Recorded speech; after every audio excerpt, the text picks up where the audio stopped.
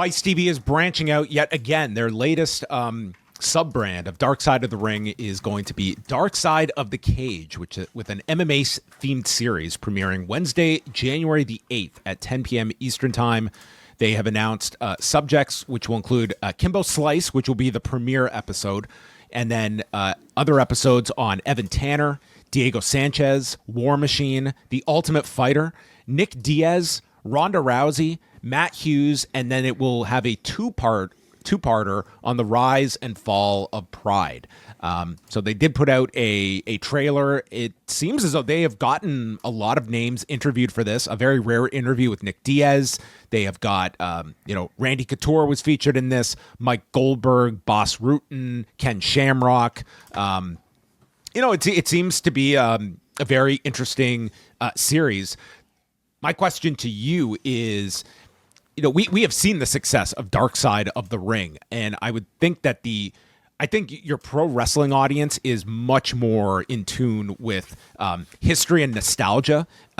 Case in point, like a Saturday Night's Main Event versus your MMA fan base that I think every like 5 to 7 years, you almost get this turnover of fans. And I'm sure there's a lot of modern day UFC fans that don't know anything about Matt Hughes or even a Kimbo Slice, much less an Evan Tanner. But yeah. I'm curious to see how well this comes across, if this gets the attention of like on par with Dark Side of the Ring, or some of the other Dark Side series that don't seem to have had that same level of traction. Like Dark Side of the Ring has been like the jewel of this franchise. Sure.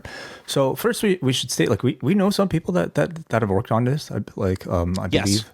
Robert Black is involved in it. Yeah, so I'm looking forward to it simply because of that, because I want to see like my friends work. Now, it's interesting that you mentioned like the turnover effect for an MMA audience. It hasn't even been something I've ever thought about, but I mean, it makes sense. I'm part of one of those turnovers. Used to be a huge fan. Now I'm not at all. But, whether or not like, a common fan might be aware of these stories, I almost don't think it matters, because there were a lot of fans of these topics, myself included. So yeah. I'm the type of fan, despite no longer being an MMA fan today, I'm totally interested in the topics that they chose for this one, because I was a huge fan of this era of MMA. So for that reason, like I could see this being very successful. Yeah, I mean, the rise and fall of Pride, and the fact they're dedicating 2 episodes to that. Spike TV's MMA Uncensored Live did a really great feature on the death of Pride. This was over a decade ago, so I'm hoping they build off of that. And if you have the right people, I mean, that could be a fascinating 2-parter. The fact they're doing it on 2 parts tells me there's a lot there. Boss will probably mostly feature in that one, I imagine. Boss Rutan, like there's quite a lot that you can look into, like the whole, like the involvement of the Yakuza, and like the whole fall of Pride, losing its television deal with Fuji TV, and just how much of a blow that was to like MMA as a whole, but especially Japanese MMA. I think for this first season, they picked like pretty much all interesting topics. Like there's not one here that I'm not interested in. Dude, there's some here. Like War Machine is just going to be a dreadful 60 minutes of television. Like that's a horrific story. Yeah. I'm interested how they cover like the Ultimate Fighter. Like again, it's not like you're going to have a Dana White or anyone like a Forrest Griffin talking about this. I mean, Stephen Bonner has passed away. Well, what exactly is the controversy attached to the Ultimate Fighter? I don't even know what you're looking for. Like, to me, like maybe that's one where you do get into the fighter pay issue, because that is the genesis of the Dana White, do you want to be a fucking fighter speech. Yeah. It's all these fighters that are kind of like, hey, we're here to do this TV show and we're going to fight. They go there. They're not exactly sure they have to fight. Mm-hmm. And then it's like, we have to fight for free. And that's where... I can also see them like maybe using the topic, the Ultimate Fighter, to mainly focus on like the dichotomy between Stephen Bonner and Forrest Griffin and how their lives sort of like turned out. I'm sure Bonner will be heavily focused on, and like his kind of descent that he had later in life, and a very untimely death that we're coming up on an anniversary of Bonner's passing. I think for a wrestling audience, the most interesting show would be about Ronda Rousey, and that's one I'm very fascinated by, simply because Dark Side of the Cage is going to focus, I guess, on the more unsavory sides of whatever might be attached to her. And I mean, they'll be talking about her rise, I'm sure, but then they'll be talking about her very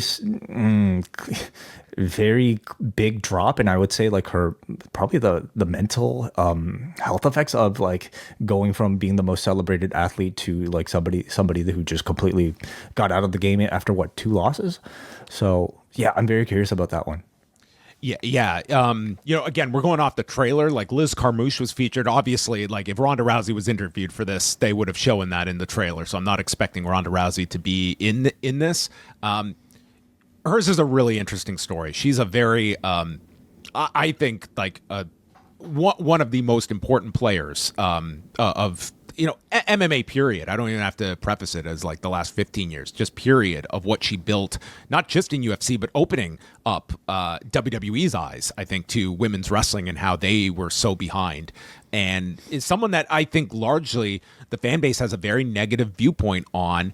And I think I'm more sympathetic than some to Ronda Rousey and the amount that she was tasked with when it comes to the promotional obligations, putting this company before everything and compromising her own sanity and what she could tackle. Like, people forget about the fact that when she lost to Holly Holm, that was in November of 2015.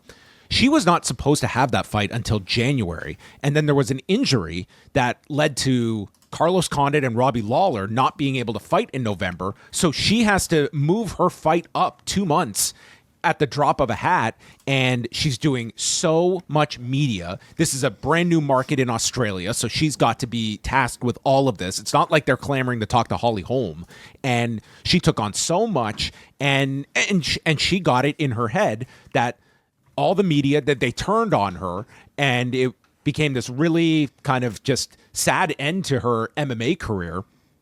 And I think like there's some that just do not have a whole lot of positive memories of Ronda Rousey. But I mean, her peak was not only like great in the time for UFC business, but it had a lasting effect. Like, you could argue if you would have the plethora of female fighters, if you would have female fighters, period. I think eventually they would have gotten there, but I don't know when that would have happened. And, Ronda Rousey. Who has matched her star up until this point?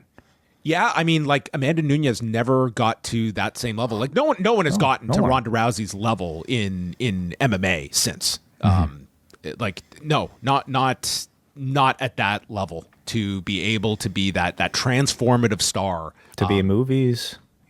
So much. And I think like the wrestling audience is kind of had like a similar view on Rousey by the end as well. Like, she's somebody that is, it could be a very interesting episode. All of these, I think, are interesting topics. Evan Tanner is an amazing story with a really tragic end to it. Yeah. I just reacted because Brian in the chat says season 2 McGregor. Yeah, I mean, there's that's one thing. Much like wrestling, you could do a whole season at this point. There are no shortage of topics in MMA, ones that have gone unexplored. Like Kimbo Slice, I mean, that is another like phenom in MMA in the mid 2000s. So anyway, that will be premiering on January the 8th. And that will lead into season 6 of Dark Side of the Ring, which premieres on March 25th. So pretty much this will lead into the next, and we will see. And this will be following Dynamite. It starts at 10 Eastern, so different networks. But regardless, I'm very curious to see what the interest is in. And Wei and I are already we're doing some brainstorming about this series. So stay tuned for that.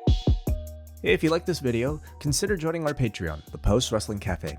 Multiple bonus podcasts every week, ad-free shows, and access to our full archive. Otherwise, a like and subscribe is much appreciated. Thank you for watching.